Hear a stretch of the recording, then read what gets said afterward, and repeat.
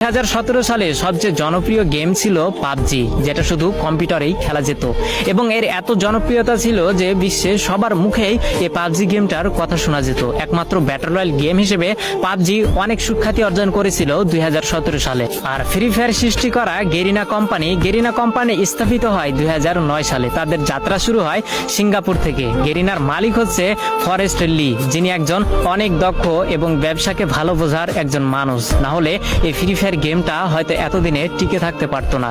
তো 2009 সাল থেকে গেরিনার যাত্রা শুরু হলেও তারা কোনোভাবে কোনো গেমে সাকসেস পেল না, সবকিছুতেই তারা ফেল হয়ে গেল। একের পর এক ভিডিও গেম রিলিজ করেও মানুষের মন জয় করতে পারছিল না। তো 2014, 15, 16 সালে গেরিনা বেশ কয়েকটি গেম মানুষের সামনে উপস্থাপন করে, কিন্তু এত পরিমাণ ভালোবাসা এবং এত পরিমাণ জনপ্রিয়তা পায়নি গেরিনা কোম্পানি ওই অন্য গেমগুলোতে। কিন্তু সবকিছুতেই একটা টার্নিং পয়েন্ট থাকে, যেটা 2017 সালে গেরিনা কোম্পানিকে তাদের মোড় ঘুরিয়ে দিয়েছিল। যেহেতু 2017 সালে শুধু পাবজি গেমটাই ব্যাটল রয়্যাল গেম ছিল এবং মানুষের মাঝে উৎপত্তি হয়েছিল একটা বিশেষ গেম হিসেবে, সেহেতু গেরিনা কোম্পানির মালিক ফরেস্ট লি ভাবলো কেননা মোবাইলের জন্য একটা ভালো গেম উপস্থাপন করা যাক বা মানুষের সামনে ছড়িয়ে ফেলা যাক, যার হাত ধরে কয়েকজন টিম নিয়ে এই গেমটাকে তৈরি করার কাজ শুরু করা হলো।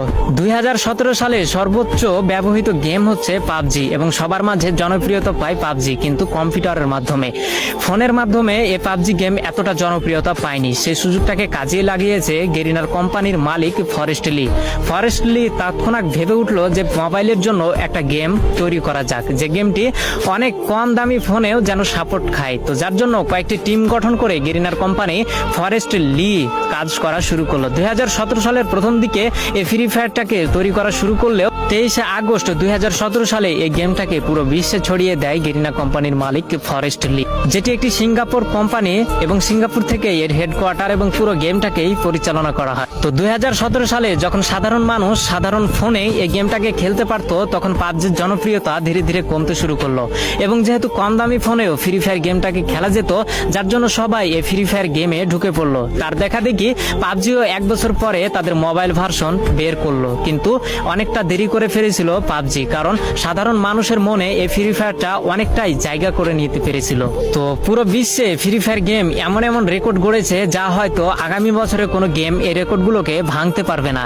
তেমনই দুটি জনপ্রিয় রেকর্ড হচ্ছে 2019 সালে সর্বাধিক প্লে স্টোর থেকে ডাউনলোড করা গেম হচ্ছে ফ্রি ফায়ার গেম, যার জন্য প্লে স্টোর থেকে তাকে অ্যাওয়ার্ড দেওয়া হয়, এবং 2020 সালে দৈনিক 80 মিলিয়ন অ্যাক্টিভ ইউজার এই গেমটি অর্জন করে ধরে রাখতে পেরেছিল, যার জন্য এটি একটি বিশ্ব রেকর্ড হয়েছিল।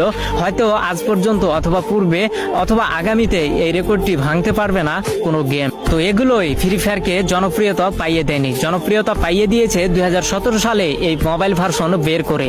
তখন সবার হাতে 512 র্যামের ফোনগুলো অ্যাভেলেবল ছিল এবং এই গেমটা 512 MB র্যামে ভালোই চলতো। আমিও সর্বপ্রথম 512 MB র্যামে এই গেমটাকে খেলেছিলাম। এখন হয়তো এই 512 MB র্যামে এই গেমটাকে খেলা যাবে না, ফাইলের পরিমাণ একটু বেশি হয়ে গেছে। কিন্তু আগে এই জনপ্রিয়তার কারণ হচ্ছে কম দামি ফোনেও এই গেমটাকে ভালো করে মানুষ স্মুথলি খেলতে পারত, যার জন্য পাবজিকে টপকে এগিয়ে আছে আমাদের এই ফ্রি ফায়ার গেমটি। সর্বাধিক ডাউনলোড এবং সর্বাধিক অ্যাক্টিভ ইউজার ধরে রাখতে পেরেছে আমাদের এই জনপ্রিয় গেম ফ্রি ফায়ার। তো তোমাদের কিছু মনের প্রশ্ন যেটা আমি খোলাসা করে দিচ্ছি, এই ফ্রি ফায়ার গেমটা কাকে দেখে উৎপত্তি হয়েছে বা এই ফ্রি ফায়ার গেমটি কি দেখে সৃষ্টি হয়েছে? তো উত্তর হচ্ছে এই ফ্রি ফায়ার গেম